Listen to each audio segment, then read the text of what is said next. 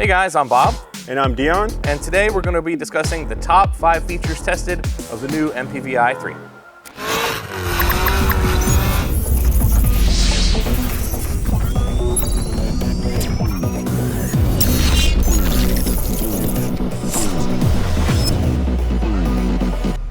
All right, so Dion, tell us, what is the new MPVI3? Well, the new MPVI3 is this guy right here, which is huge. Beastie. and how do we know that? This is the 2 Plus. And then we have the 2. The 2. So yeah, Mini-me. Quite a big difference. Big difference. Yeah. Why is that? Well, HP Tuners ran into some chip shortage issues, like To be expected. many other companies in the industry. Yep. In the last year. Other than that, everything looks to be the same as the 2 Plus. Right. So it still has the improved connectors. We'll get to that in a minute. But the good news is, guys, we have availability of these now. So correct. For the last 6 or 8 months, we had no supply, zero supply. The chips just simply weren't available. I think there were shortages on everything to make it. So the fact that they now have good supply on this is actually really awesome. The size difference really doesn't really impede you. You're just tuning a vehicle. There's generally plenty of space to work with under the OBD2 port kind of area.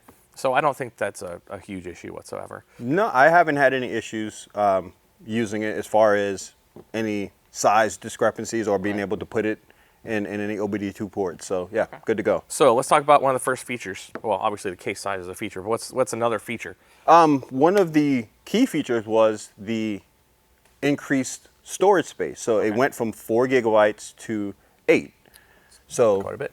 Awesome for standalone data logging. Yep. So if you've got a customer that's having issues, with drivability, and you just don't want to sit for the ride along for the next hour, tell them to go drive it, put it in the car, and now you have double the storage, which means you can record more channels for a longer period of time, because more channels equals shorter data logs. But you need the data, so it's actually a really good improvement. Yes, correct. For sure. So that's a great feature. Tell me, what else do we have that's improved between these? Another big thing is with the MPVI3, the speeds that HP Tuners has mentioned to us was 2 times faster. Okay. However, you want to make sure that when you're using the speeds or trying to get the 2 times faster speeds, you want to use the recommended cable, which is a USB-A to a USB-C. Yep. And it's a 3.0. So the 3.0 is going to be where you're going to pick up a lot of your speed as well. And that's not just in the cable, guys. When you're doing this at home, to get the speeds that you're after, that are just available to you, that also means your laptop. So not all of your ports on your laptop are 3.0 rated ports. So you'd have to look at your laptop, see which one, if your laptop supports it, has the 3.0. That is a faster speed.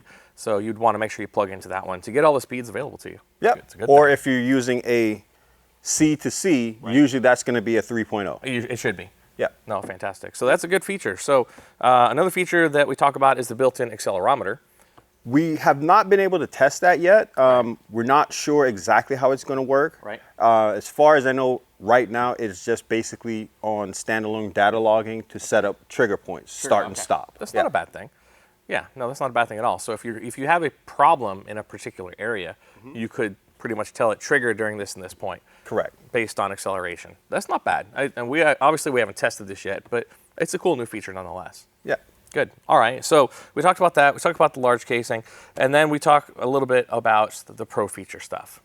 So the Pro feature now comes with the MPVI3. Oh wow. So instead of having to spend another $250 on top of it, all you need is the ProLink cable, and you can literally hook your M8 plug in, and you can run in your analog or your boost controller, whichever one you want to use, and literally it doesn't come out. So if you're driving around or it's moving, it doesn't come loose. That's a nice improvement when you look at it compared to the original 2. We didn't have that Motorsports M8 plug on the 2. Yeah, and I still had my 2, which had just this guy here, and it would constantly pop out. Right. So So this is a big improvement. Yeah, for sure, no question. And another thing, you know, ProLink, guys usually ask, do I need it? Do I have to have it? You know, that's for your analog type widebands that you use when you don't have a CAN bus vehicle. That's a good thing. Also, there's some new devices coming along that you can bring in some other stuff like knock sensors and things of that nature. So Correct, yep. some nice improvements there for sure. All right, so I think that pretty well covers what's new. Let's talk about what's the same. So what's the same, basically, like we covered, the MPVI 2 Plus and the 3, they look identical. Right. Just the 3's bigger. Okay. Because of the chipset. Okay. Credits are going to be exactly the same, so you don't credits. have to get extra credits for whatever device or whatever vehicle. Right. So that works pretty much the same. We've got the M8 Motorsports connector, pretty much the same. Yep.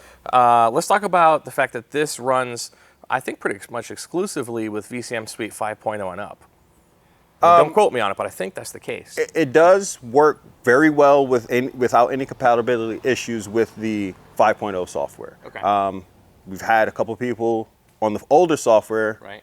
had compatibility issues, and once they upgraded, They were good to go. they were good to go. Yeah, and we do need to talk for just a second about that. 5.0, people are still asking the questions about some of the parameters being grayed out and having to do some sort of testing. So you might want to speak to that because I know you did some work Correct. on that. I did the emissions test on there. It took me 15-20 minutes to do. Pretty simple, pretty self-explanatory.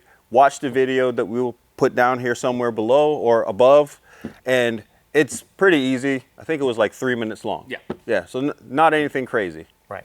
All right, so before we go, Dion, is there anything else we should know about this? I think we covered everything on the MPVI3. However, there are some new accessories that HP Tuners does have out. We are going to cover those in a future video. Cool, awesome.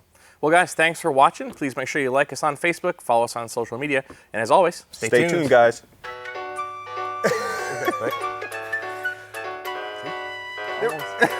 Wait for it. There you go. That should work.